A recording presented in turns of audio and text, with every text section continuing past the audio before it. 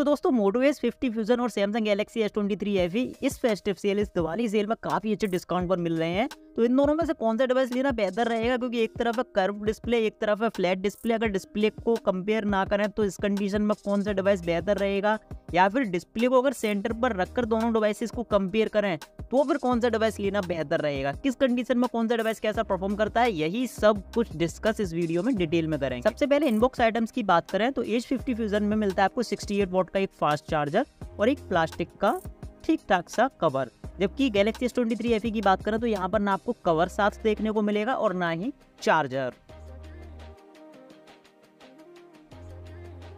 आगे बात करते हैं दोनों ही डिवाइसेस के डिजाइन के बारे में। तो भाई डिजाइन दोनों का ही काफी कमाल का है। S50 फ्यूजन की बात करें तो बैक पर रफ फिनिश या फिर कहें वीगन लेदर लुक दिया है, जो कि फील करने में वाकई कुछ यूनिक और काफी अच्छा फील होता है। S23 FE में नॉर्मल वही ग्लास लुक, बैक पर ग्लास आपको देखने को मिलेगा, शाइनी लुक देखने को मिलता है, ग्लॉसी फिनिश देखने को मिलता है। अगर बैक पैनल की बात करें तो H50 फ्यूजन में थोड़ा सा राउंडेड शेप में बैक पैनल दिया है, जबकि एकदम फ्लैट बैक पैनल आपको देखने को मिलेगा S23 FE में। इसके अलावा कैमरा शेप की बात करें तो दोनों में ही छोटे छोटे कैमरा लेंस दिए हैं। H50 फ्यूजन में थोड़ा सा कैमरा बम देखने को मिलेगा, बट वो बैक पैनल में ही मिला हुआ है। तो पर्सनली मुझे तो यहाँ H50 फ्यूजन का डिज़ाइन थोड़ा सा ज़्यादा यूनिक और बेहतरीन लगा S23 FE के कंपैरिजन में। राइट साइड पर दोनों में ही पावर बटन और वॉल्यूम कंट्रोल्स बटन देखने को मिलते हैं। बॉटम पार्ट पर type C port, media speaker. इसके अलावा H50 फ्यूजन में सिम और SD कार्ड स्लॉट भी बॉटम पर ही देखने को मिलेगा, जो कि S23 FE में टॉप पर देखने को मिलता है। दोनों में से किसी भी डिवाइस में आपको SD कार्ड का स्लॉट देखने को नहीं मिलेगा। दोनों ही डिवाइसेस डुअल सिम के साथ आते हैं। टॉप पर आपको एक सेकेंडरी माइक भी दोनों में देखने को मिलता है। अब फ्रंट पर आपको H50 फ्यूजन में मिलती है कर्व डिस्प्ले। तो देखने में फ्रंट से भी H50 फ्यूजन ज़्यादा अच्छा नज़र आता है, थोड़ा सा फ्यूचरिस्टिक लगता है, और वहाँ पर S23 FE उतना ज़्यादा अच्छा नहीं है। इसके अलावा S23 FE की अगर डिमेंशन की बात करें तो थोड़ा सा चौड़ा डिवाइस है। हालांकि मोटो S50 फ्यूजन थोड़ा सा लंबा डिवाइस हो जाता है, लेकिन साथ ही साथ S23 FE थोड़ा सा मोटा भी है। इसके अलावा बल्कि डिवाइस भी है, तो यहाँ पर ग्रिप भी H50 फ्यूजन पर ज़्यादा बेहतर देखने को मिलेगी, ज़्यादा अच्छी बनती है grip as compare to S23 FE। Display की बात करें तो भाई पहला तो बेसिक यही डिफरेंस आपको देखने को मिलेगा। एक तरफ मिलती है आपको कर्व डिस्प्ले मोटो S50 फ्यूजन में, S23 FE में आपको मिलती है फ्लैट डिस्प्ले। बाकी का जो मेन डिफरेंस है वो कलर टोन का रहेगा। इस समय जो आप वीडियो देख रहे हो, दोनों ही डिवाइसेस की डिस्प्ले सेटिंग्स मैंने विविड पर लगा रखी है, लेकिन कलर टोन में आपको डिफरेंस देखने को मिलेगा। S50 फ्यूजन पर थोड़े से ज़्यादा पंची कलर देखने को मिलेंगे as compare to S23 FE। हालांकि ये कलर टोन आप डिस्प्ले सेटिंग्स में जाके दोनों की ही चेंज कर सकते हो, ये इतना बड़ा इश्यू नहीं है। मेन जो चीज़ है वो वही है, कर्व डिस्प्ले आपको मिलता है H50 फ्यूजन में, बेजल लेस डिस्प्ले आपको देखने को मिलेगा। तो वहीं S23 FE वही नॉर्मल ओल्ड टाइप के फ्लैट डिस्प्ले के साथ आता है। तो यहाँ पर end to end viewing experience आपका मोटो S50 पर बेहतर रहेगा as compare to S23 FE। अगर नीचे के बेजल्स की बात करें तो वो भी H50 के ज़्यादा पतले हैं S23 FE से। इसके अलावा अगर नॉच टाइप की बात करें तो दोनों ही डिवाइसेस पंच होल डिस्प्ले के साथ आते हैं। UI फीचर्स की बात करें तो H50 फ्यूजन में आपको मिलता है हेलो UI, वहीं सैमसंग गैलेक्सी S23 FE में आपको मिलता है सैमसंग का one UI। Look and feel आप यहाँ से देख सकते हो, बहुत बड़ा डिफरेंस है। हेलो UI की बात करें तो हल्का सा स्टॉक एंड्रॉइड जैसा टच आपको यहाँ देखने को मिलेगा, जबकि सैमसंग का वन UI फुल्ली कस्टमाइज्ड है, और पर्सनली मुझे यहाँ सैमसंग का वन UI ज़्यादा अच्छा लगता है। अगर फीचर्स की बात करें तो ये जेस्चर कंट्रोल्स आपको दोनों में ही देखने को मिलते हैं, बट एडवांस टैब के अंदर सैमसंग S23 FE में और भी कई सारे कमाल के और ट्रेंडी फीचर्स देखने को मिल जाते हैं। इसके अलावा सिक्योरिटी के लिए दोनों में ही fingerprint scanner, face unlocking system देखने को मिलता है। दोनों ही devices under display fingerprint scanner के साथ आते हैं। इसके अलावा S23 FE का ऑलवेज ऑन डिस्प्ले बहुत एडवांस है H50 फ्यूजन के ऑलवेज ऑन डिस्प्ले से। S23 FE में आपको एक बाकायदा थीम स्टोर देखने को मिलेगा, जहाँ से बहुत सारे फेसेस आपको देखने को मिलते हैं ऑलवेज ऑन डिस्प्ले के लिए, तो ये एक अलग चीज़ है। इसके अलावा ऑटो रिकॉर्डिंग यानी ऑटो कॉल रिकॉर्डिंग का फीचर आपको प्री इंस्टॉल मिलेगा S23 FE में, और ऐसा कोई फीचर H50 फ्यूजन में नहीं है।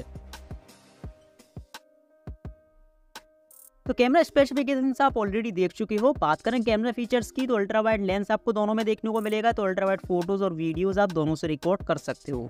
इसके अलावा एक बेसिक सा फीचर पोर्ट्रेट मोड रियर और फ्रंट दोनों के लिए, दोनों में आपको देखने को मिलेगा। स्लो मोशन का फीचर आपको दोनों में देखने को मिलता है, बट S23 FE में आपको सुपर स्लो मोशन भी देखने को मिलेगा। इसके अलावा नाइट मोड जैसे फीचर्स आपको दोनों में देखने को मिलते हैं। डुअल व्यू वीडियो भी आपको H50 Fusion में देखने को मिलेगा और ऐसा कोई फीचर S23 FE में नहीं है। S23 FE में अपनी UI के अकॉर्डिंग सिंगल टेक, इसके अलावा प्रो वीडियो और पोर्ट्रेट वीडियो ऐसे फीचर्स देखने को मिल जाते हैं। वीडियो रिकॉर्डिंग की बात करें तो H50 Fusion से आप 60 FPS पर फुल HD तक का वीडियो रिकॉर्ड कर सकते हो और 30 FPS पर 4K तक का। वहीं H23 FE में आप 60 FPS पर 4K तक का वीडियो रिकॉर्ड कर सकते हो। वहीं 8K वीडियो रिकॉर्डिंग का भी सपोर्ट मिलता है यहाँ पर 24 FPS पर। कैमरा परफॉर्मेंस की बात करें तो ये है कुछ फोटोज जो मैंने ऑटो मोड पर कैप्चर किए हैं। अब यहाँ एक चीज़ मैं आपको बता दूं कि मोटो H50 Fusion से ऑटो मोड पर आपको मिलेगा 13 मेगापिक्सल का फोटो, वहीं गैलेक्सी S23 FE से मिलता है 12 मेगापिक्सल का फोटो। अब ये कुछ फोटोज हैं, इनमें मैंने डायरेक्ट सनलाइट में भी फोटो लिए हैं थोड़ी डिस्टेंस से, और यहाँ पर अगर एक्सपोजर लेवल की बात करें तो वो आपको 50 Fusion में थोड़ा सा ओवर देखने को मिलेगा। कलर टोन की बात करें तो वो भी थोड़ी सी ओवर सैचुरेटेड देखने को मिलती है, या फिर कहें कलर्स बिल्कुल ही आर्टिफिशियल देखने को मिलते हैं। पर्सनली मुझे तो यहाँ S23 FE बहुत बेहतर लगा। जैसे कि इस फोटो की बात करें तो डायरेक्ट सनलाइट में ये लिया गया है। अब ओवर एक्सपोज्ड और ओवर सैचुरेशन की वजह से डिटेलिंग बिल्कुल खत्म हो गई है H50 Fusion के फोटो में, जबकि S23 FE यहाँ काफी अच्छी फोटो देता है। आगे और भी सैंपल्स हैं जहाँ से आप आइडिया ले सकते हो कि लगभग कैसी परफॉर्मेंस इन दोनों डिवाइसेस की देखने को मिलेगी। जैसे कि अगर इस फोटो की बात करें तो यहाँ पर नेचुरल लाइट आपको H50 Fusion में नहीं देखने को मिलती, बहुत ब्राइटर देन नेचुरल फोटो है। जबकि S23 FE का फोटो देखिए बहुत ही प्यारा, बहुत ही नेचुरल फोटो है। तो पर्सनली भाई रियर कैमरे के ऑटो मोड में तो S23 FE मुझे बहुत ही बेहतर लगा और यहाँ पूरी तरह से ये मोटो H50 को बीट करता है। लेकिन अगर आपको आर्टिफिशियल ओवर सैचुरेटेड कलर्स पसंद है तो नो डाउट आपको H50 Fusion बहुत ही पसंद आने वाला है।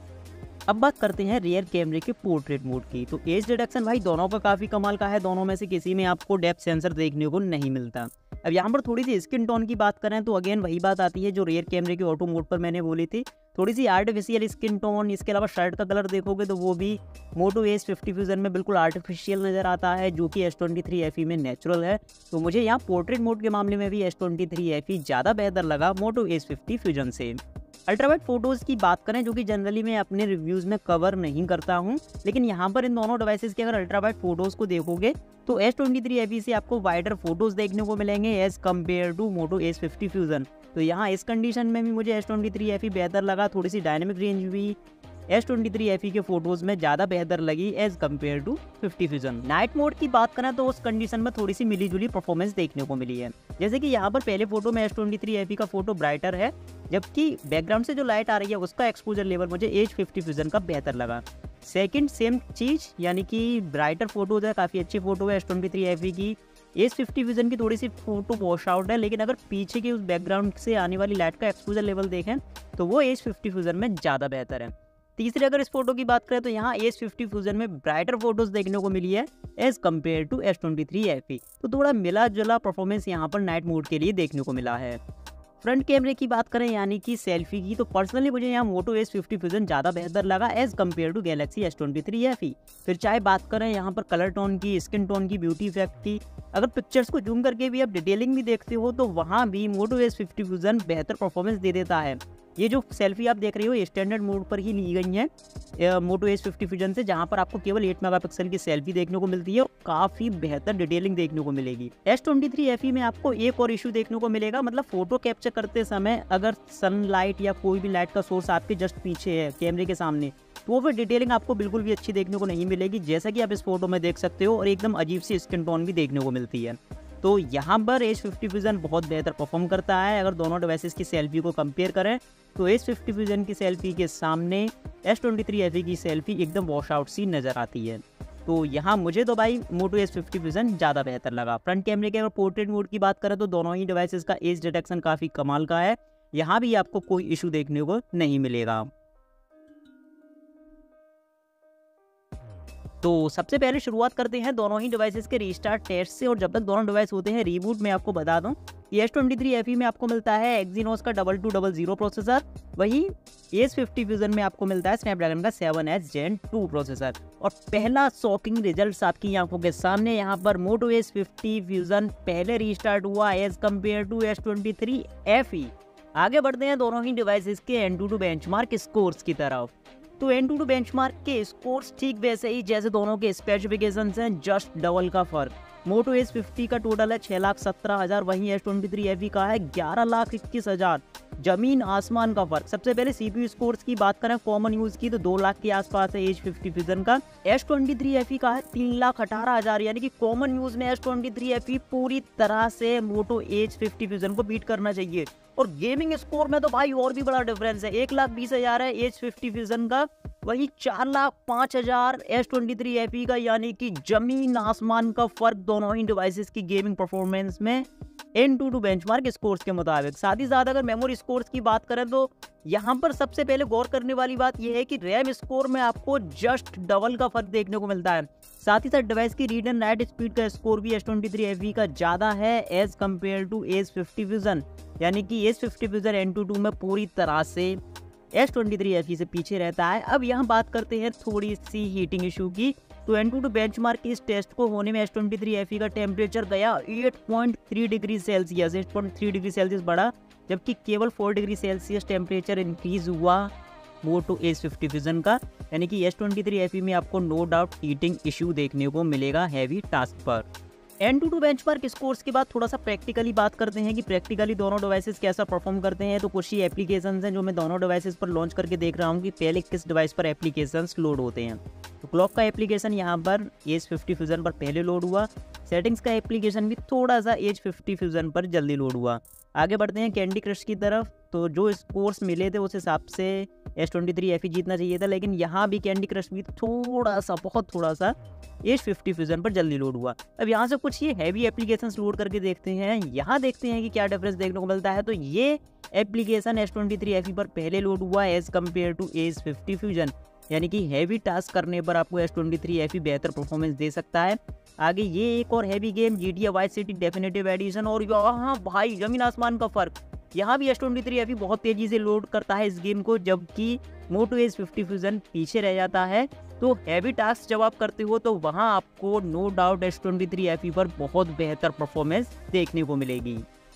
आगे बात करते हैं प्रैक्टिकली गेमिंग में कैसा परफॉर्म करते हैं दोनों ही डिवाइसेस। तो पहले बात करते हैं मोटो S50 फ्यूजन के बारे में। अभी ये जो आप गेम प्ले देख रहे हो ये है डिफ़ॉल्ट ग्राफिक्स सेटिंग्स पर GTA vice city definitive addition का, और ग्राफिक्स यहाँ ठीक ठाक हैं, बहुत ज़्यादा शार्प ग्राफिक्स नहीं है, लेकिन देखने में काफ़ी कूल लगते हैं। किसी तरह का कोई इशू नहीं बोल सकते ग्राफिक्स के अंदर। और गेम प्ले की बात करें तो वहाँ भी कोई इशू नहीं है।